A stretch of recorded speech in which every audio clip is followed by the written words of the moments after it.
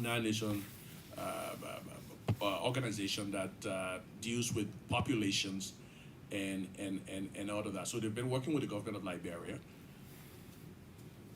on this whole enumeration and census exercise. So that process is on now. I'm talking about the payment of the remaining enumerators. I understand there were about 2,000 of them that hadn't been paid their money because of this whole issue that they have with their mobile money. But I understand on yesterday or some days before, they had taken care of a significant portion of that number of people. So the process is on. Even the challenge, the last time the vice president was at the Ministry of Information, she informed the nation of the different percentages that were completed in the different areas as far as the deployment of enumerators is concerned. She talked about areas that enumerators have been deployed and the percentage. And one of the areas we know that has some problem with deployment is Montserrat. But we understand now that Montserrat is beginning to solve that problem. I mean, I've seen on social media a number of people reporting here and there that they're seeing enumerators, they've been counted. Some prominent people have been posting, have been counted, and what have you. So the process is on.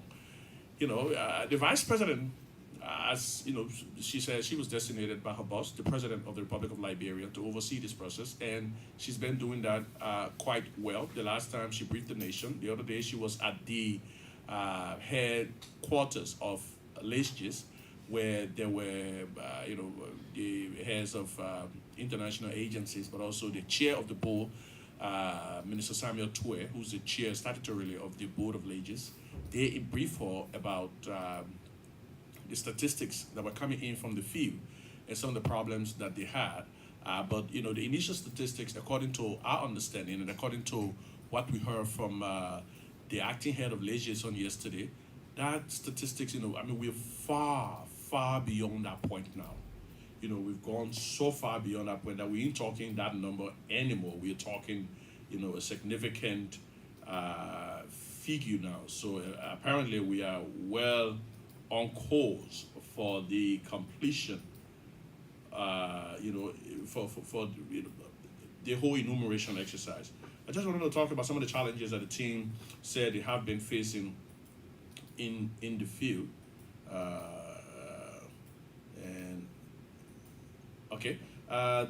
First and foremost, the team talked about, some citizens have been complaining about why enumerators were marking their homes. They were threatening enumerators, saying that they shouldn't mark their homes and all of that. But this is quite an important exercise, my people.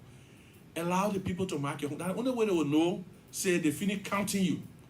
If they don't know that they've counted you, it's going to be difficult. You don't want double counting. So if they count you, they will mark your home. So allow them to mark your home.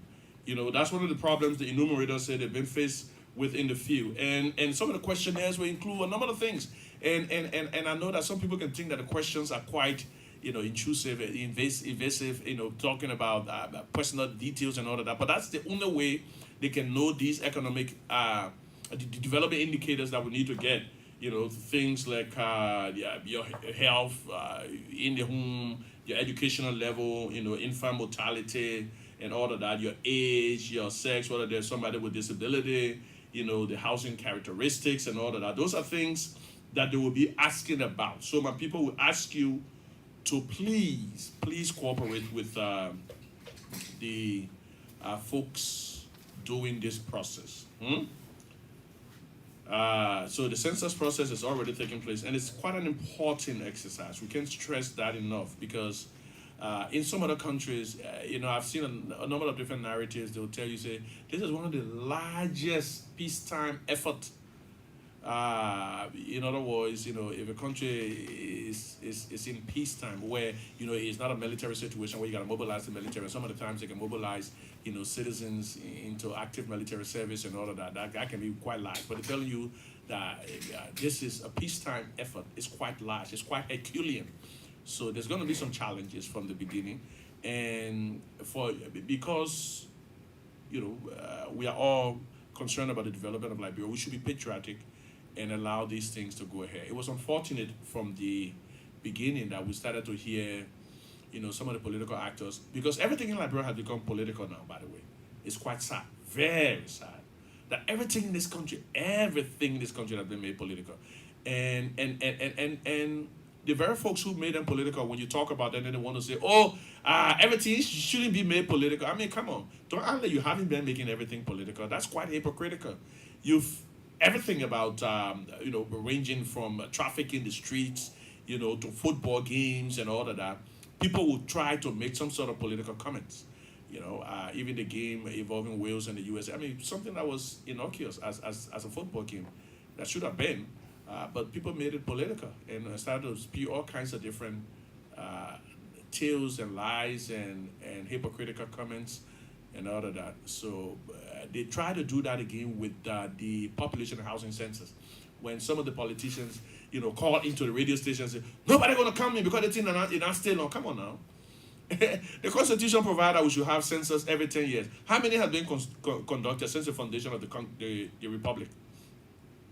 So since the foundation of the Republic, how many censuses, have taken place? There's been, relatively few. They were talking about before this one, only 4 had happened. Because there's something they call the force majeure situation, where, the population is uprooted by either a natural disaster or something of the sort that can allow for certain constitutional obligations to be delayed.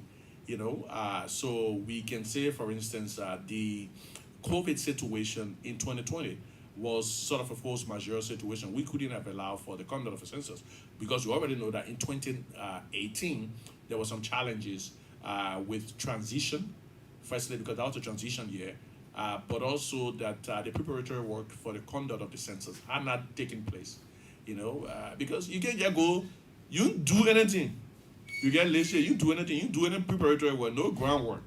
Then you just say the poor more conduct census in 2018. You haven't recruited enumerators. You haven't done all the different preparatory works that should have taken place before the new team came in and conduct the census. You do none of that. Then you say, why they didn't conduct census and all of that. So those were some of the reasons.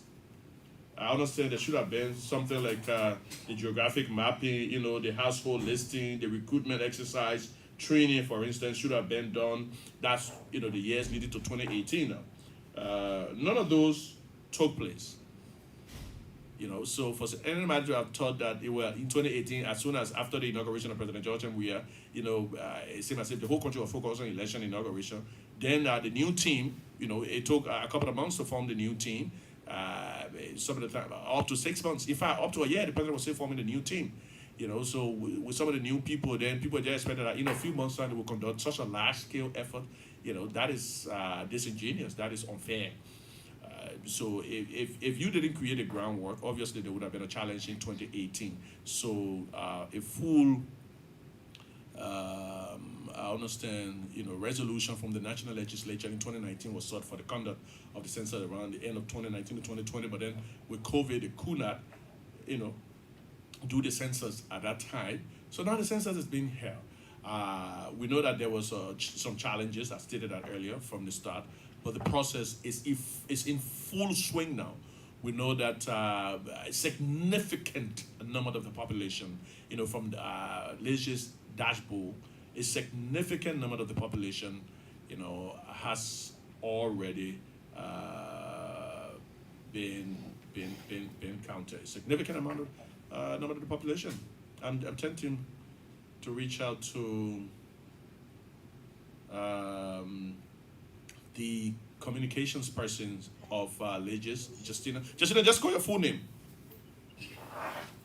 Justina Harris Page. Okay, this is Justina Harris Page. She is the communication person at Legis. We understand the acting chair of Legis was at the Ministry of Information yesterday. Just give us a rundown of some of the things he said. so yes, he was at MICAT press briefing on yesterday, and so he firstly apologized to the population for whatever might have happened for the slow pace of the counting of the population on the holiday of November. And then he went on to state the processes leading to the conduct of the population, all of the steps that we have followed from the mapping up to the pre-test and up to where we are currently. And then he also talked about payments to enumerators that have been having mobile money issues. That payment started off yesterday.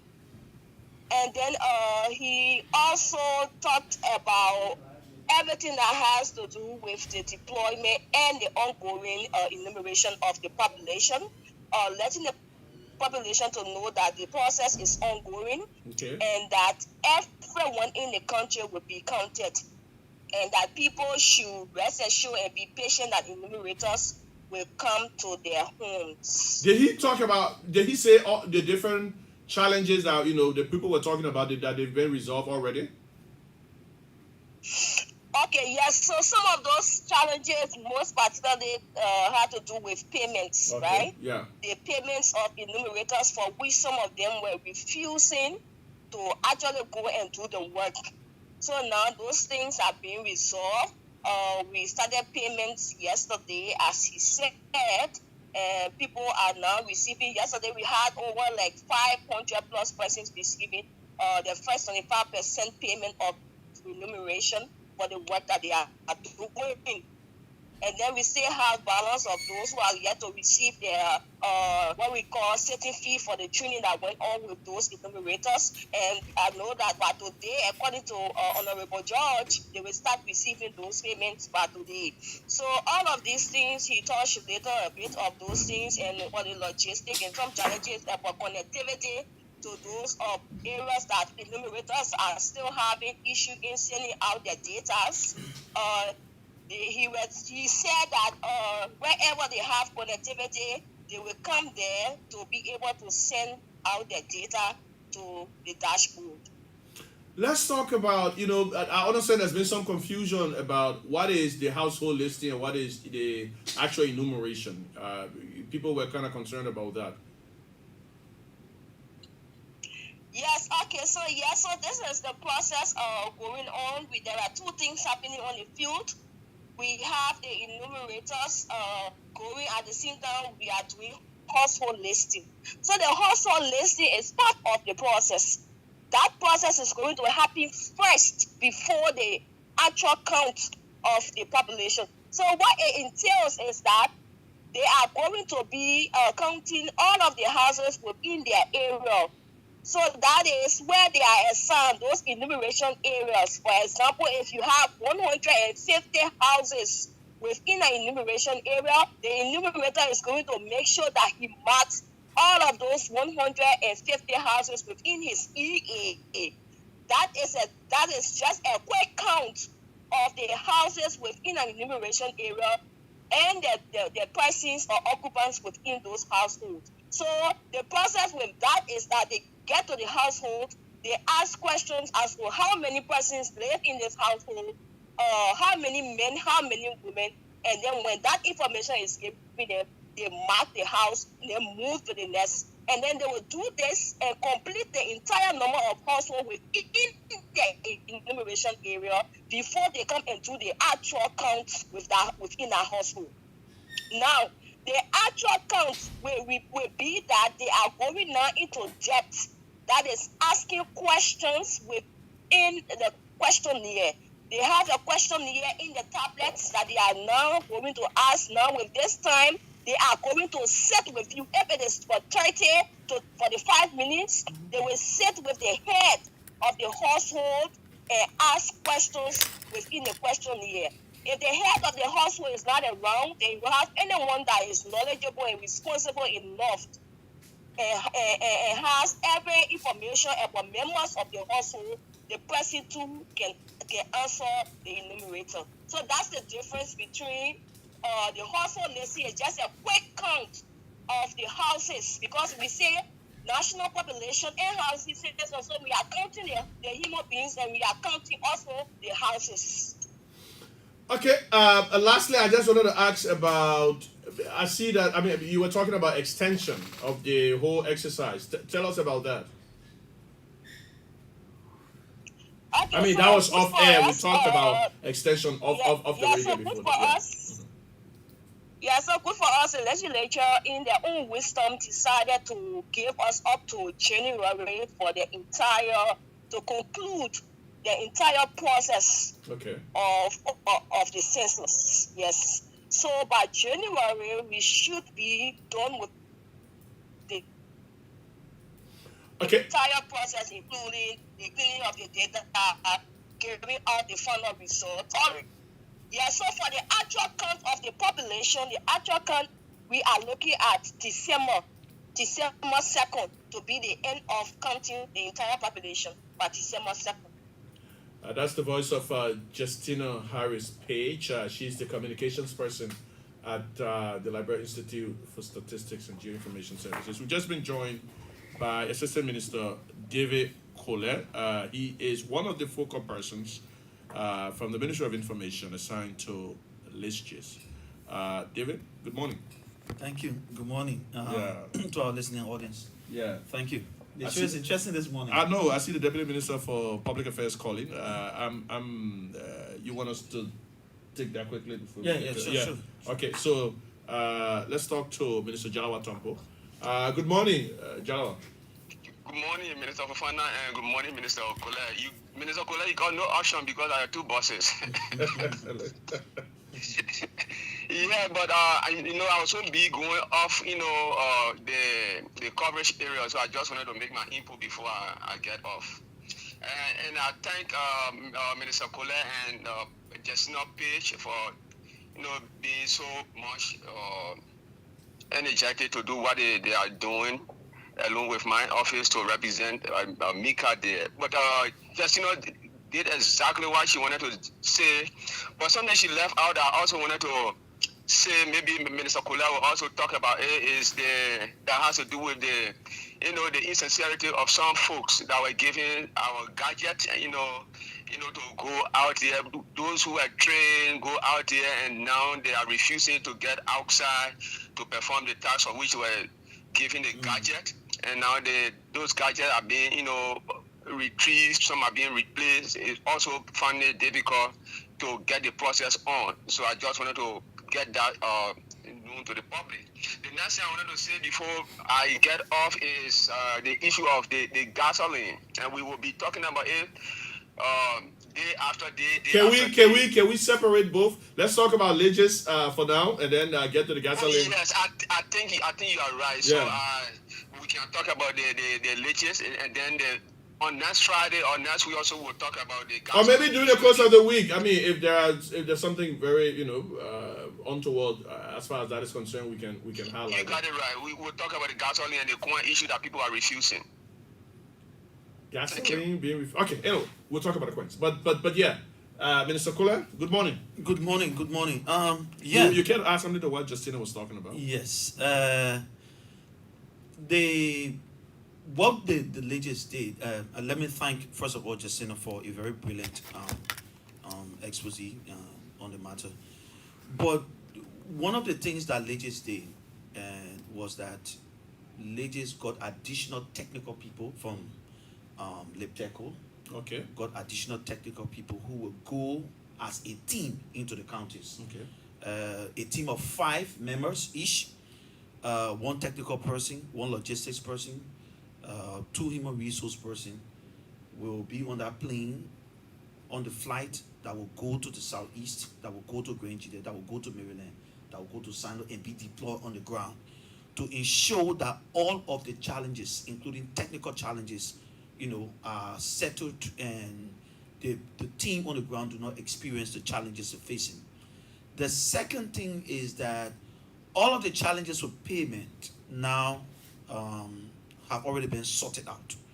The team from the Ministry of Finance joined the Human Resource team and the UNFPA team, sat down, did the metrics, matched the numbers with the names and everything, and removed names that were duplicated, remove numbers that were duplicated, and now that payroll for the enumerators, for the supervisors all across the country is cleaned, and the payment is ongoing. Yesterday, a bunch of people were paid around 590. Today, the continuation of the payment process is ongoing to all the counties. So you will notice that you will not have the challenges you have with payment from the beginning, because it's already been sorted out. Yeah. Fuel has been procured. Additional funding was sent to Maryland by the Director General, Honorable Lawrence George. He's doing a fantastic job at the Legis. He's able to manage all of that. Additional fuel has been procured for counties like Bapolu, counties like Lofa, counties like Grangida, Sino, counties in the southeast Maryland, and everything. And so we are moving with the census. When you look at the census dashboard, we came from a minimum 176,000 to 1.6 million over the last 7 days. Yeah. So it means that a lot has changed so far, and enumeration is ongoing. Yesterday update is going to be up on the dashboard. We are going to look at the numbers again. We are hoping, in fact, the completion of the census time was dropped from 60 days to 45 days yesterday, and from yesterday to today, the numbers is falling, and we are hoping that we can meet the December 2nd deadline, and we believe that the census will be completed. The other side that Minister Tompo was trying to remind me about is the unpatriotic nature of some of the folks who went to the Legis, applied to the Legis, sat the aptitude test, passed the aptitude test, received their setting fee, and have neglected their national responsibility to serve their country. That is one of the lowest, measure of patriotism that you can see from any Liberian. This is not about the government. This is not about a party. This is about the people, the country. This is about the future of your children. This is not about us. This is not about me. This is no politics. The counting process is going to give information to policymakers that will lead to development in counties like Grangida, like Granku, like Sino, throughout the country. How many schools do you have in your community? How long does it take to leave from here to the next school? How long does it take to reach the next hospital? How long does it take to get internet connection? So all of that's going to inform policymakers to take additional actions. This is not about the government. This is not about us. This is not about me. This is about the country, the future of the people. You cannot do that. You cannot be giving money that you should be working for, and you eat the money. For instance, some people receive additional 25% Can you imagine? of their salary, and they've not gone to work. They've abandoned the job. This is so unfair. Wow. Some of them have taken the tablets away.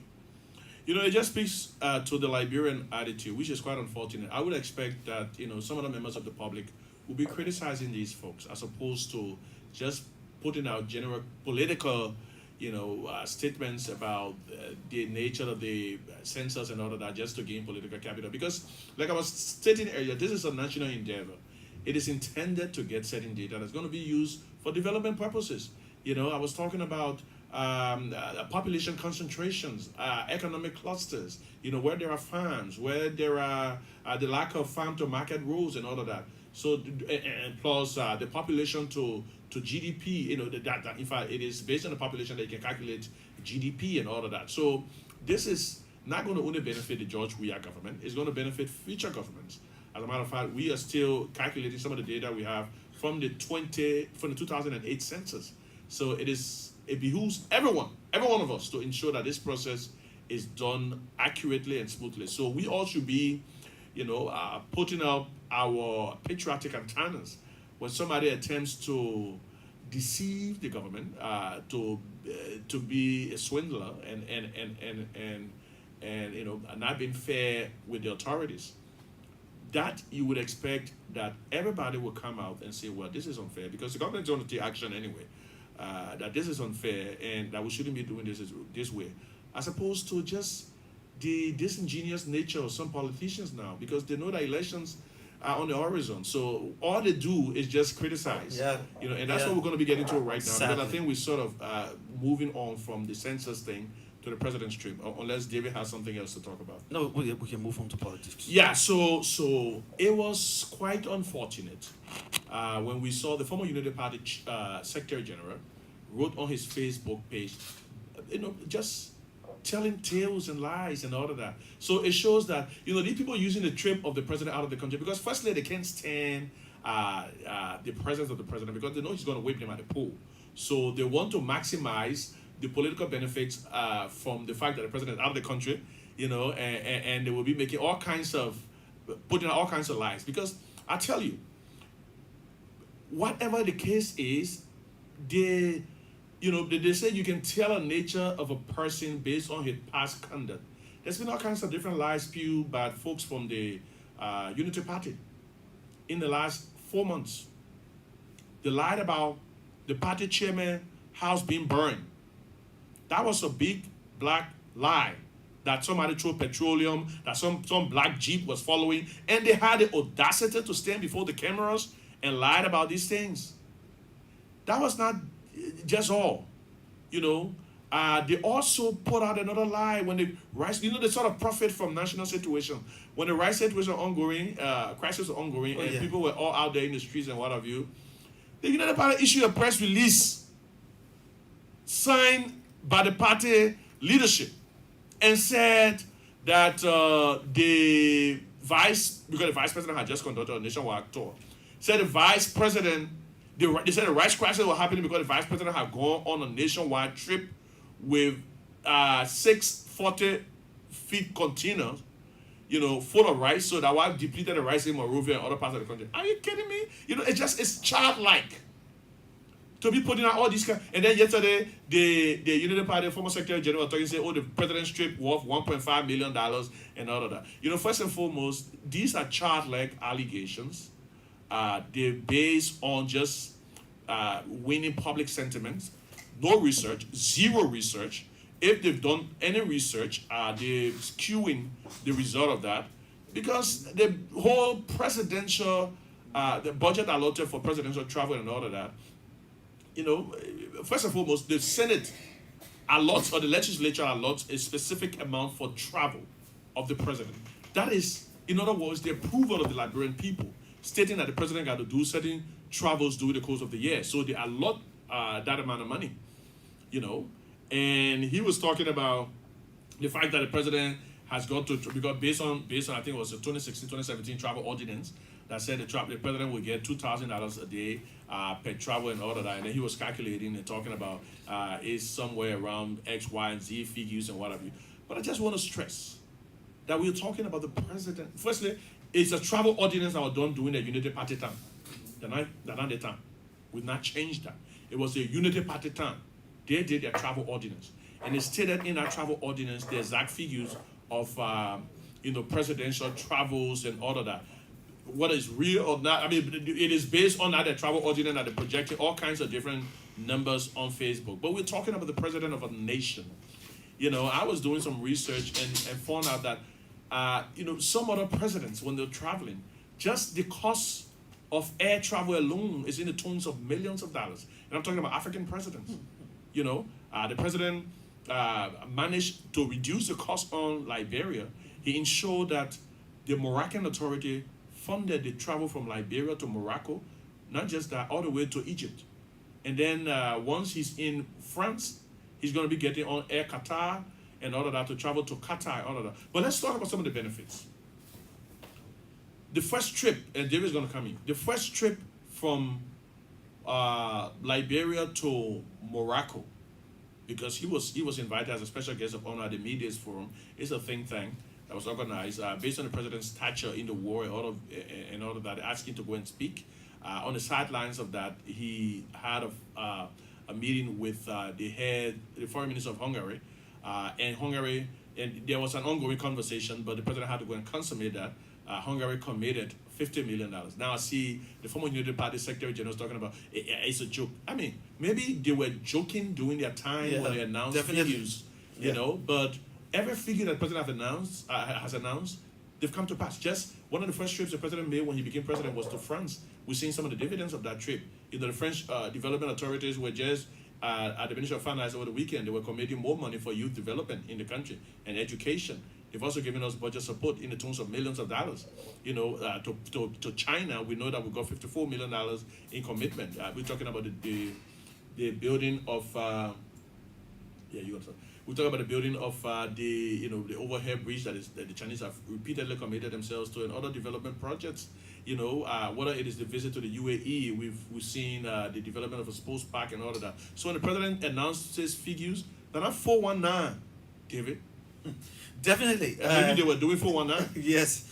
I read. Honestly, it's sad because our country is like politicians are trying to exploit, different avenues for propaganda purposes. Yeah.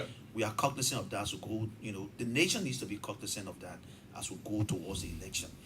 The first thing is that people from the Unity Party do not have the moral clout to begin to criticize President Weah for his travels.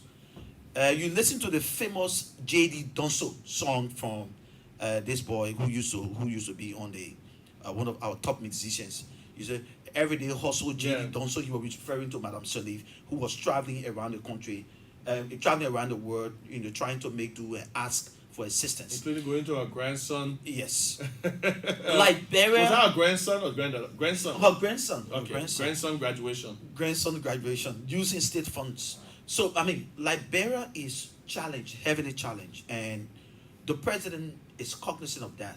The president is using his international lobbyistic power to move around the world, talk to his friends, talk to people who are interested in doing business in our country, talk to people who have some, respect for him to see how they can come and invest in the country. Every time the president travels, he's looking for opportunities to bring investors to the country. In 2018, one of the very first trips of the president to Europe was to Paris, France. And that trip was heavily criticized again by the Unity Party, the former ruling party of the country. That was sad because from that trip alone, Liberia received direct budget support in the tune of $20 million that was provided in June 2018. We received additional $24.7 million grant by the World Bank. The president had a meeting with them. We received $5 million for social protection program to enhance the sports agenda, and we received $45 million additional financing for 3-year allocation for for Liberia to stabilize the economy. So the president's trip outside the country, when you measure the dividends that come to the country, it is not against the 2000 DSA that people talk about. Yeah. The second part of that conversation is that the president has not exceeded the expenditure of the state to see the government continue to give me money because I'm here. The president has funded most part of the trip, and the statutory side of that trip was funded by the government. The statutory side is the side that was within the metrics of the timeline of the president's stay. That was fully funded by the state. The side that the president went to do additionally, cognizant of that, he informed the national legislature that I'm going to be out of the country between this time to this time, serving the country. But being cognizant and being the kind of leader he is, he did not use state funding to say, I'm going to use the state funding for everything here. Yesterday we had a member of the delegation call in to MICA's press briefing. I like to talk about the fact that the president's going to be moving from Sharm el-Sheikh in Egypt, by the way, where he's going to be talking about climate change issues and how Liberia has about 40% of the Guinea forest, which is one of the major lungs of the world, and how Liberia can benefit from that and in terms of millions of dollars. So you obviously have got to have the president there, and then the president went immediately. And these trips are back to back. Some other people are suggesting that the president should have come back to Liberia.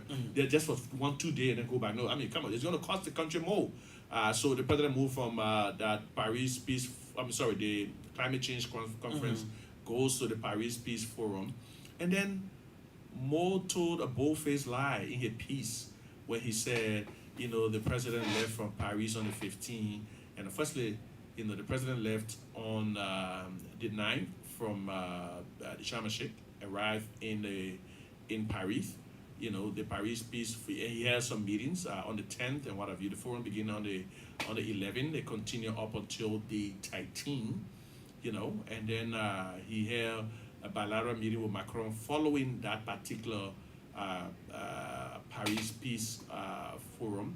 He had more meetings on the 15th. He would have gone on to Qatar the following day, but he was obviously traveling with a commercial flight, the Qatar Airways, according to the Commissioner of Maritime when he called yesterday. So he obviously had to wait for when he traveled. I think he left on the 18th, arrived in Qatar on the 19th. But guess what? Mo told a bold-faced lie when he said the president arrived in Qatar on the 15th. Left for Qatar, went to Qatar. Arrived in Qatar on the 15th. That's a lie.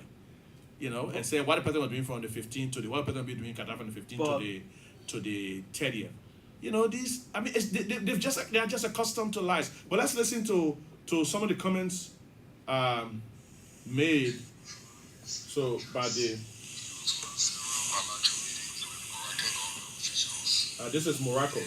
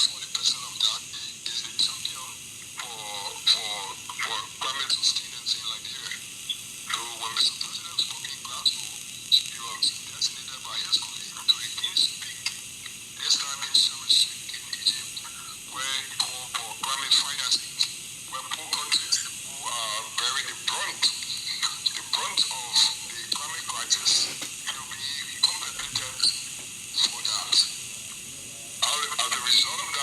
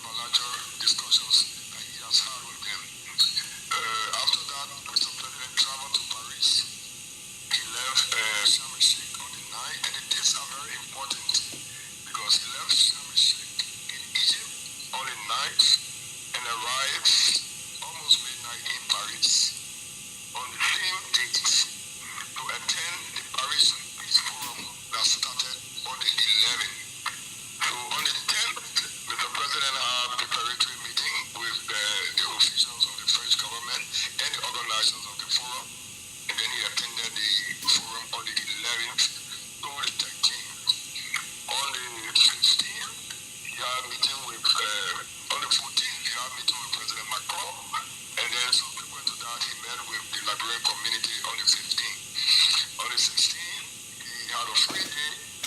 On the 17th, he had additional meetings. And on the 18th, he departed Paris for Doha in Qatar and arrived almost midnight in Doha. So on the 19th, a president usually travels and arrives one day or two to an event. I'm saying this because we have been seeing a lot of ill-informed posting, particularly from people of the Unity Party about the president's visit. I want to take my time to articulate. It should be surprising because these are people who were in government before, and they know that it is a tradition. If the president is going to speak in Paris on the 11th, you don't expect him to arrive on the 11th. The same day that he's going to speak. So usually, any president usually arrives a day before. In this case, Mr. President flew by commercial jet, commercial plane, meaning passenger plane, from Paris. He flew to Doha on Qatar Airways and arrived almost midnight. And he was a guest of honor along with two other persons who were invited by two other head of state who were invited by FIFA. Although Mr. President also came here to watch a couple of his home games, he is also here in an official capacity. So after performing the opening ceremony along with other guests of FIFA, the next day he watched his game for the US versus the United States versus Wales. He had a series of bilateral activities engagement that will culminate into the meeting with the Emir. One of the reasons why I wanted to wait and the press secretary is waiting to make some announcements is because following his official meetings, then the announcement of benefits of this trip will come. But already the delegation headed by the foreign minister visited the foreign minister, the minister of U.S. Post, the minister of state of our portfolio, and myself visited the Aspire Academy to consummate an agreement for the construction of sports academies throughout Liberia and training of our young athletes and also training of trainers to train coaches. So on the side of all of the official engagements, this is what we got out of Qatar, and the document out of that will be made public so the public can be aware. The president has on his agenda a lot of issues, including bilateral issues for infrastructure to put to Liberia, and these are what will be putting on the table for his meeting with the Emir of Qatar. And I must say that prior to coming to Qatar, the president of the Republic of Liberia and the Emir of Qatar spoke on the phone. So they have preliminary engagement, and as a result of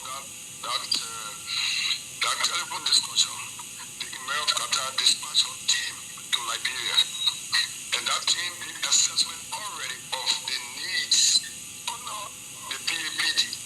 Some of the areas that they assessed include health, education, and roads. So there is a basis, there is a preliminary basis for the bilateral meeting.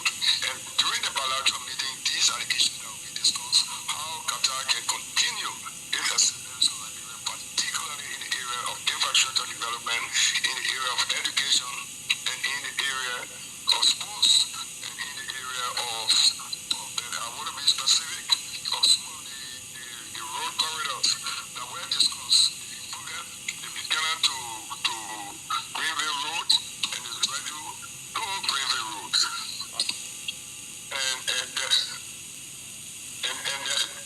I just must take a step back that while the president was in Egypt, he had conversations with an Egyptian group that is ready now to provide financing so that we can use the glass. Okay. So there was a challenge with the communication at this point. Wow. And then he also articulated that on the That's a detailed, very Yeah. detailed. on the explanation of 29th, the Yeah. president's going to be leaving Qatar, and then arrive in Nice. He's already going to Monaco, but he said Monaco obviously doesn't have an airport, so probably that's some of the things that people don't know. He will go to Nice and then take a ride to Monaco because he's being invited by the Prince of Monaco, who's the head of that area. And then there's going to be he's invited as a special guest of honor. There's going to be a sports for development meeting. Is expected out of that meeting. There's going to be some commitments for youth development in Liberia. And then from there, he's going to be going to the U.S. on the 3rd.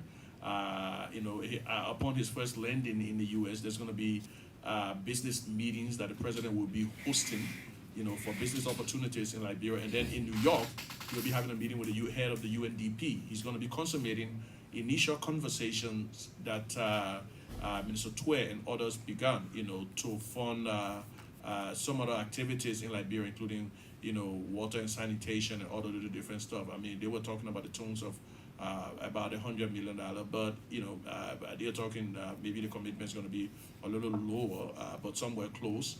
That whole water and sanitation was one of the issues that Liberia had challenged with doing the MCC scorecard, right? Yeah. As far as infant mortality is concerned. So those are some of the conversations the president is going to be having. And then following that, he's going to obviously go for the U.S.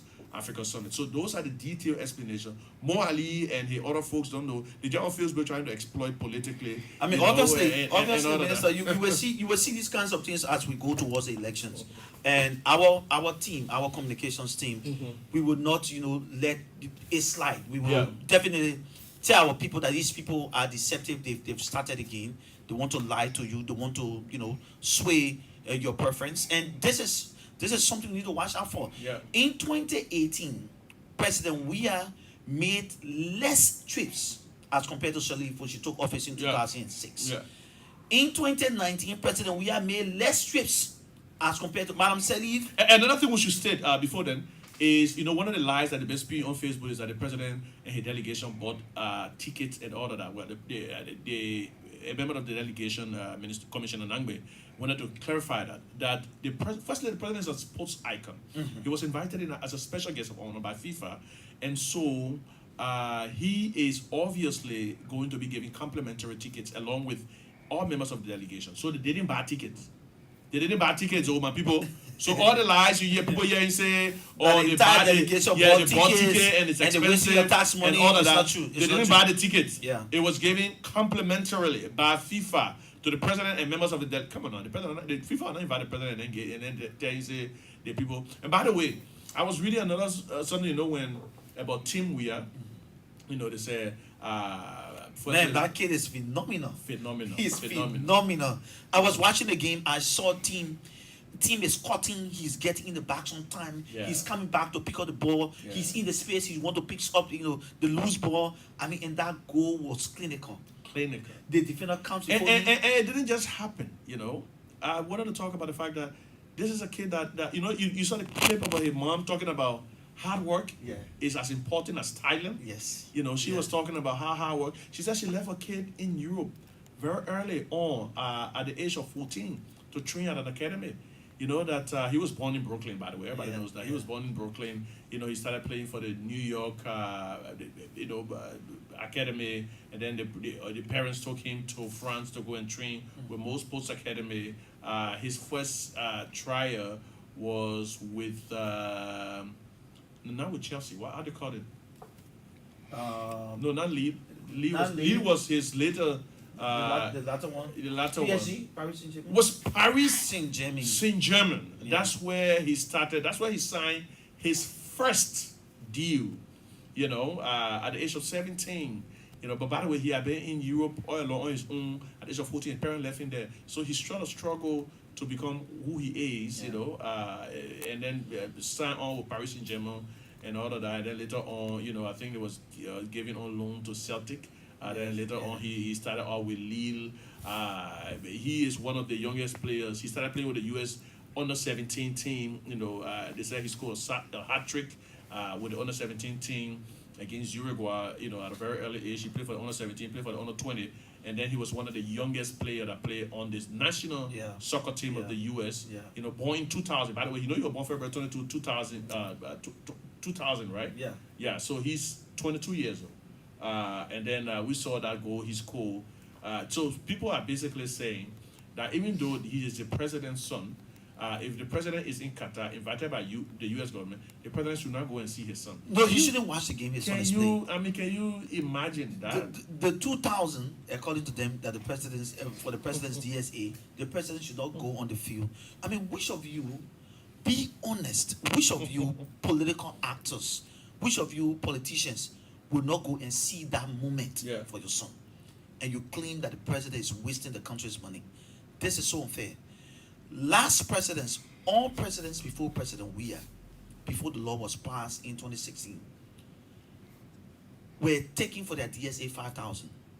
President Weah reduced that money from 5,000 to 2,000. And what it tells you is that this man is actually very concerned about what's happening in the country. He's cognizant that our fiscal envelope is not that big. Therefore, the president is getting on commercial flights. My people, your president, not like other presidents, he's getting commercial flights. And they say he's going to be coming back to the country on the 18th. On the 18th, because he's going to be leaving on the 17th. You know, the U.S. Africa Summit is from the 13th to the 15th. Yeah. The only reason the president is not going to be coming because he's not going to be traveling with his own commercial jet. He's going to be getting on his own private jet. He's going to be getting on a commercial flight. And that's the schedule for the commercial flight. So that's why he's going to be a little. I mean, it tells you when you go to Nigeria. Do you know how much the president DSA is? $12,000. Take your phone and Google that. When you go to Ghana, the president DSA $10,000. But people were talking about the president of a country. It's not a boy. It's not some ordinary person, roaming the streets of Europe. It's the president of Liberia. And then another lie again. They told the president traveled with a 30-man delegation. Come on now. We know the deputy press secretary has stressed this fact. There are a few members of the president delegation, the commissioner of maritime, the foreign minister, the minister of state with our portfolio, and at the Qatar place, you have the minister of youth and sports, you have the defense minister, and none of that. The other ones, they got attendants. Nobody's going to be naming. President Sally will not name security guards, attendants to her, people who will help. But those are official members of the delegation. Because all presidents travel with that. Definitely. All presidents around the world travel with somebody got to take it to the president. Of course. Somebody got to be security guards and all of the different people. Of course. But when they talk about the official members of the delegation, they're talking about the people in their official titles. And those people are not more than 6, 7. So when you hear the folks talking about 30, they're lying to you. They just like the numbers, they won't throw it out so that you can just believe it and say, oh man, the thing the president doing. Well, I agree. One of our missteps have been we haven't provided you some of these details every step of the way. We've been attempting to provide it, but we haven't provided you every step of the way. But now we're going to be doing that going forward because they want to fill the void and gain political capital. Because if you that the only way they can win election. Because let me tell you one thing: when George Weah get on the ground and move to the communities, that's a different ball game. Yeah, it changes. It changes. All the dynamics changes. all the dynamics change, rather, because they know the momentum that George Weah weighs. Because there was a point, remember, before he started his Montserrado County tour. Yeah. There are all kinds of different comments. Oh, the men are popular again, and there's that other thing. Then the men go in the field, and then we saw the mammoth crowd. Yeah. No. George Weah not popular. It was from district to district. That's what you know. And so they feel the best way to win an election against him is to continue the lies. Yeah. Let's open the energy was so strong. Let's open the lines. Call us on 0886 5165 0886 561 537. 0886 561 537. 080 514 096. 0880 514 096. Those are the numbers. Good morning. Good morning, Mr. Minister. Yeah, your name, where are you calling from? This is Lauren Bobo calling you from Local County, where District 1. Coordinator President, we are Judy Fatima, we are the number 2 representative.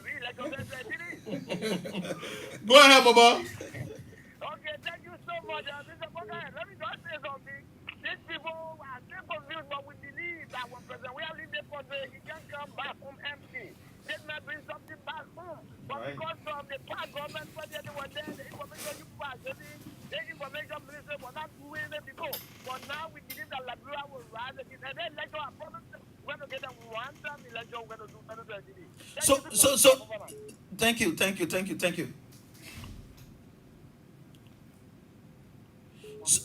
So we want to know what's happening all across the country. We want to know what's happening in your towns. How's the political fever there? How you faring? in Sino. People from Sino can call. People from River G can also call in to tell us how's the political field. Or we'll have a call on the line. Hello? Hello? Yes? Your name and where are you calling from? Good morning. This is Emmanuel Sewon that joined you from Sino. Oh, thank you, Sewon. How's Sino? I'm okay. Summer is great, and we are okay here. And I want to say a very big thank you to you guys in studio. Thank you. Honestly, the issue of the president, that's something that we as typical, citizens of this country need to realize that the president is in the interest of the people. Like you were saying, my dear brother, no one, it doesn't mean that when you are in politics you don't have feeling. How can you have your son in a prestigious tournament like this, and you say you would not want to even have that moment to look at that person? And people are angry that you are going to see your son. Yeah, people are angry. And even let me share this thing with you so that we can give all a chance. I was sitting at, to an area, and one other guy, was so, bitter about Liberians, jubilating or so happy about Cham, scoring a goal or playing in the tournament. All right, and Timothy rather. So that I asked the guy a question. No, the man is not a Liberian. I said yes, and so he's not agree that he's not a Liberian. He's an American citizen. But we are talking about the president's son. And if you listen to the interview of the little boy, he said, "I came from a cool tribe in Liberia." Yes, we are a bunch of warriors. It is an identity with our country. And so see people, like even the one they are born so David, we need to celebrate them and see them as like people carrying our image in the world at that level. So again, I want to say thank you, my dear brother. Those people, you continue to see them in society. Definitely. We cannot get there with them. We have to, encourage them and tell them, look, let's celebrate our Thank you. We have another call in the line. Hello, your name and where are you calling from? Good morning. Good morning. Where are you calling from? Yes. I'm Chief Samuel McGill, and I call from Makwawe Resident. Okay. Yeah, some people are... This is Minister David Kule and Bwaka Fofana, not Sobo. Are from lag. But lag cannot help them. They can't survive from that. That is third party thing. We can't condone that. We will not agree with that yet. People are carrying lies around about the president through us.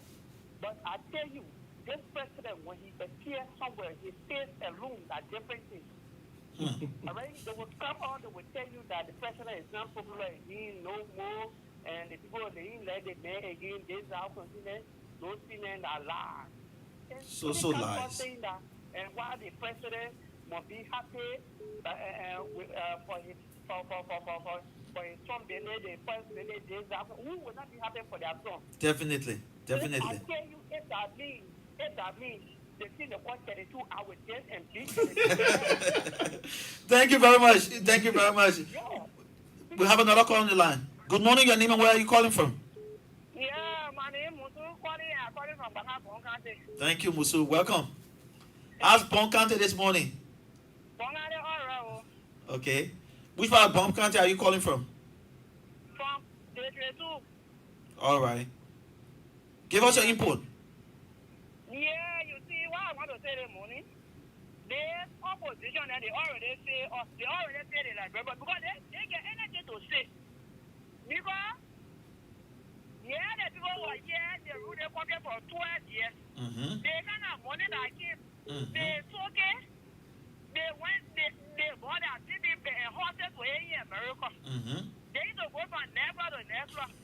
They were not thinking that. So tomorrow they are going to live on e-power. So how ready to matter to they can say that while see their behavior, they can rather than this there. Because what can be created that? What do you need there? You are to all the money for here. Oh, because they sing and they germinate. That they president trying by all this. You see, the one can ask and say, even how much that the U.S. rate of. But you see, right now, the rate stable. Stable. The other country there, but when you come to that draw, rest cheap. But yes, special one there, it's higher for 2,000 power. So they get anything. Thank you very, very much, Musu. I say 2023, they get anything to say to the draw. Because from 2017, No, they say he wise. Anyway, Thank you, Moses. Thank you for your input. You know the poor eat. You were my president for 12 years. And yesterday, I'm ready. You know, If I make it sleep, I will. Anyway, let's move on.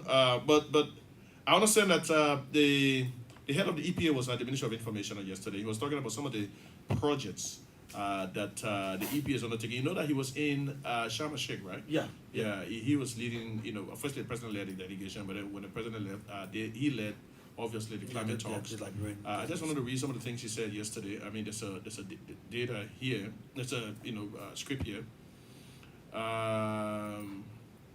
He says, Minister Rainey and members of the great team of real communicators, you're speaking at MICAT now, so members of the press, I bring you greetings from the board, management, and staff of the Environmental Protection Agency. We extend season greetings in advance to you and your families, that is. The EPA continues to make significant strides despite the challenging global environment. For example, the EPA is engaged with international climate change environment to source cheap funding to support climate-smart, environmentally resilient projects that are objects of the Nationally Determined Contribution, NDC. The NDC is the country's package commitment to reduce greenhouse gas, GHG. The NDC covers 9 sectors and amounts to $490.5 million. Earlier this year, the EPA received $10 million from the Green Climate Fund through the United Nations Development Program to protect vulnerable coastal communities and infrastructure in Greenville, Sino County from the impact of sea level rise and related extreme events. The project, entitled Enhancing the Resilience of Vulnerable Coastal Communities in Sino County of Liberia, is hosted at the Ministry of Mines and Energy. On Friday, November 25, a one-day inception workshop and launch of the project will take place. The purpose of the planned inception and launch is to inform stakeholders and partners about the commencement of the project and activities to be undertaken, deliverable and outcomes to be met, and as well as progress made. This event will also be used to present the project's management unit. The delegation to COP27 has returned. Okay, this is, the president stopped it. The delegation to the COP27 in Sharm el Sheikh has returned following a very good impact. The president reiterated his call for developed countries to meet their commitments made by the reduction of GHG in Glasgow last year. For example, the developed countries made a commitment to contribute about $100 billion annually to help developing countries adapt to the impact of climate change and initiate mitigating measures also necessitated by the adverse impact of climate change resulting from the emission from factories and other processes. At COP27, Liberia confirmed that an amount of $8.5 million is now available to the EPA for climate-smart, environmentally resilient projects. This amount is separate and distinct from the general least developed countries facility of $20 million allocated for our country. Combined, the GEF has given Liberia about $28.5 million. I mean, and listen to the money that the one that posted the president has to go to. $28.5 million to be assessed through the UNDP and other partners beginning. A delegation of the EPA and other partners will be going to Canada to attend a conference of parties, COP15 of the Convention on Biological Biodiversity. While there, the agency will finalize plans to access a portion of the $20 million set aside by Canada for 4 West African countries, the Gambia, Ghana, Ivory Coast, Liberia, to improve each recipient's MRV system. The monitoring, reporting, and verification is an infrastructure intended to assist a country to enhance the country's ability to monitor, report, and verify climate change activities in the country.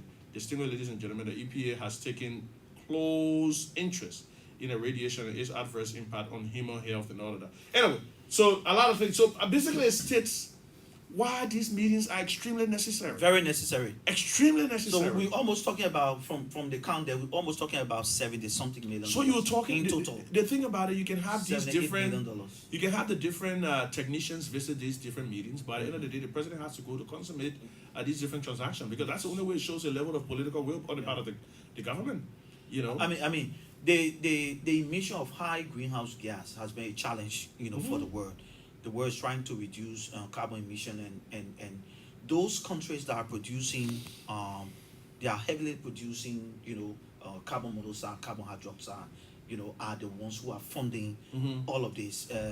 Like you listen to Commissioner Nangwe, Liberia has more than 40% of the total tropical rainforest of our the Gulf of Guinea. Yeah, the Gulf of Guinea. Yeah. We have at least more than 40%. Yeah. That means that we are a key stakeholder to all of these conversations. If the president went there to make a conversation, to make a case for the country, and the country gets almost around $78 million as a result of all of these engagements, it means a lot for you. Yeah. Sango County is about to experience a coastal defense project as a result of the president's visit to that meeting. Yeah.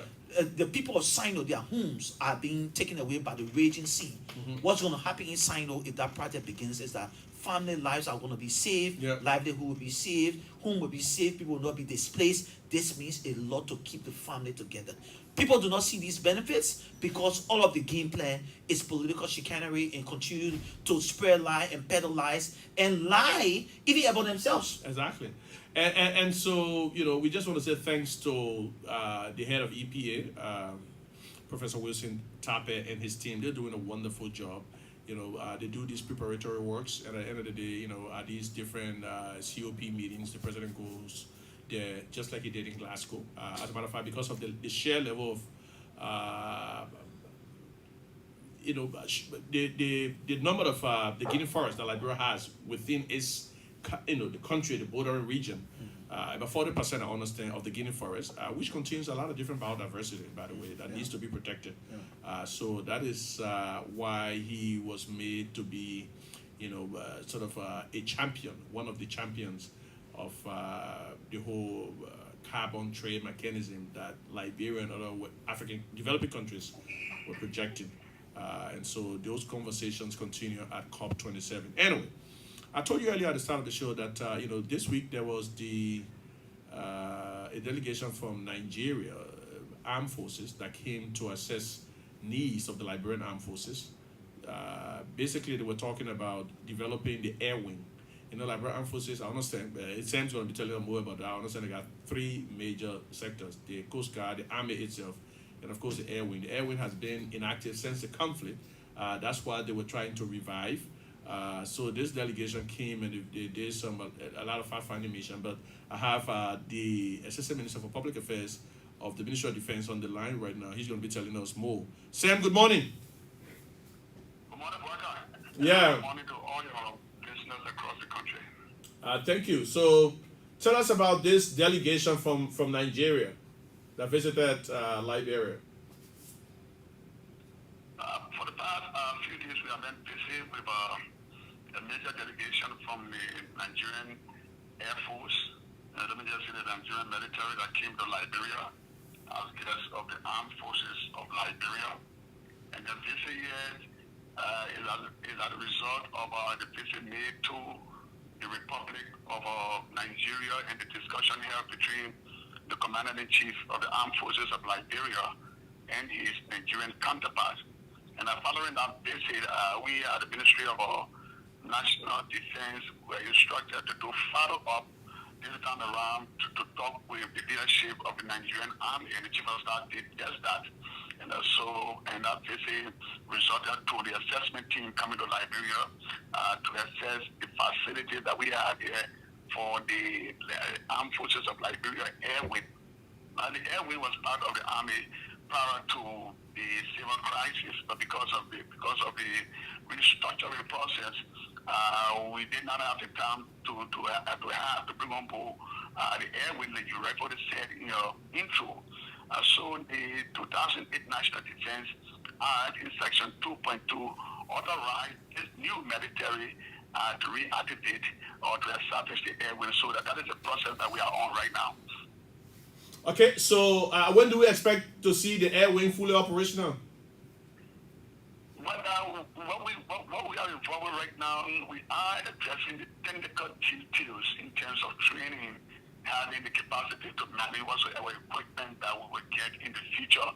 And we have 2 lesson pilots right now. They have completed training in the Republic of Nigeria. They trained the band there before even the coming in of the we are the administration. They have graduated. One of them right now is in Liberia. Another one is in the United States of America doing advanced training. As I speak to you, we have 2 cadets studying aviation at the Nigerian Air Force College in Nigeria. So we are doing all of the technical works, making sure to visit our facility like they did at the James Fitzgerald SC at the Roberts International Airport. They had discussions with former AFS soldiers that were part of the airway. So when all of the technical details are put into place, then we start to look at equipment. Okay, but you know that it's going to be a little bit of a challenge to have aircraft, right? So what is the plan of the armed forces? The plan of the armed forces is just what I explained, because the plan of the armed forces is not just to acquire military hardware or military equipment when you don't have the requisite personnel to manage it. So we are at the training stage where we have 2 pilots, lesson pilots. They have hours under their belt, and then we have additional 2 in training. So after we shall pass all of those stages that we spoke about, then we try to get into the technical aspect of it, and that is why and that is the time that Nigeria is looking up to now to be able to help Liberia. We're talking 2, 3 years, 4 years, or 1 year? Well, I was part of the discussion. We are managing our works as it relates to our anticipation, what we anticipate. But let's see how all the training packages that we have right now, let's see how we make good use of it and keep up the discussion. When the discussion is going at another level, it will leave our level, it will go at another level, and let's see what happens at the higher level. Thank you. That's the voice of the Assistant Minister for Public Affairs at the Ministry of National Defense. What do you make of it? Yeah, that's very important. I think what Sam said is very important, because, you know, if we are developing an air wing for the military, for the army, you need the requisite training. Yeah. You need the requisite personnel to be able to manage. To be able to manage that wing of the army. And it's also important because, you know, the process is not beginning from zero. We already have 2 licensed pilots who have hours, he said, under their belts. Yeah. So it's important that, you know, that we begin this process. The building of the army, the building of the military started. The new military started in 2006. In 2004, as a matter of fact, we had the security infrastructure being managed by our foreign partners. The United States government aided Liberia heavily in that area. Today we have a professionalized military that we can boast of. They are providing, in fact, we are exporting peace as a result of the exporting peace. We're exporting I like peace that. as a result of the kind of military we got. Their reputation in their foreign service to the countries they've gone to stands out very strong. The discipline, they've been able to deliver very well. So we're proud as a country of our military, and we're proud of what they're achieving so far. We are hoping that this process of the construction, of the new air wing, which is like the air force of Liberia, hopefully, we're hoping that it is going to be a volatile phase. It's going to change the face of the military, and we can have more professionalized people coming in that area. That's the voice of David Cole. Another thing I wanted to talk about, just before we go to another political matter, but you know that the Minister of Finance and Development Planning was called on to the Liberian Senate on yesterday to brief the Senate on some of the salary issues. You know, there is something they call soundbite. So soundbite essentially is something that you know, sort of people air regularly, and it sticks. You know, it makes it sounds it makes like for good sound. it sounds you know, people like to hear and this and that. So the folks on the opposition just been airing these lies about people in TP for 4 months, nobody not TP for 3 months, and this and that. People in TP, the president traveling, all those stuff. Well, the Minister of Finance dispelled those yesterday. Firstly, he talked about, I know that people some of the times can giggle at the technical glitch thing, but he did mention that again yesterday. Said, well, there was a technical glitch that delayed October salary. So some of the people have been talking about 4 months a lot. Maybe unless you're working to some autonomous agency that is not taking salary from central government that has some issues with central government people. They generally, about a significant percentage have been paid for, now up until October. The minister was categorical yesterday when he said that October salary are almost done. They've already paid, almost already finished payment for October. So for those of you people out there saying, oh, I can't take my October pay or the lie, the people this and that, that's something the folks in the opposition like to feed on. They'll be saying, oh, we take pay for October, and or someone said I haven't taken pay for 2-3 months. Well, and by the way, these are things that used to happen before. The United Party folks will pretend to be, the proverbial ostriches and pretend that they don't know about these things, that there can be technical glitches and what have you. But by the way, the minister did say that the president of Liberia has mandated that all November, so we finish October,